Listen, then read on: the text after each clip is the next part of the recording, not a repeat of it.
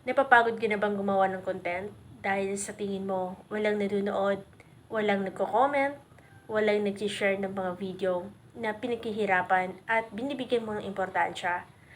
Hayaan mo lang, huwag kang mag-stick sa mga bagay na ganyan. Gawin mo lang ito inspirasyon at mag-enjoy ka lang sa araw-araw na ginagawa mong pag-create ng mga content. Huwag mong pansinin kung konti lang ang mga views ng mga video mo.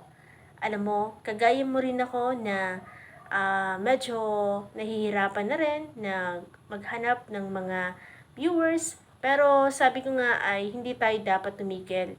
Kasi kung may pangarap tayo ay mararating din natin yan. Huwag lang tayong magmadali. Kung baga, proseso lang. Hintayin natin ang tamang panahon.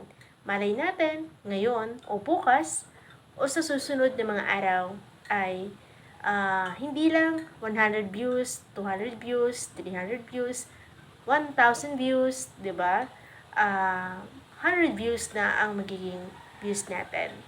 So, go lang tayo. Huwag lang tayo go lang tayo. Huwag tayong mawala ng pag-asa.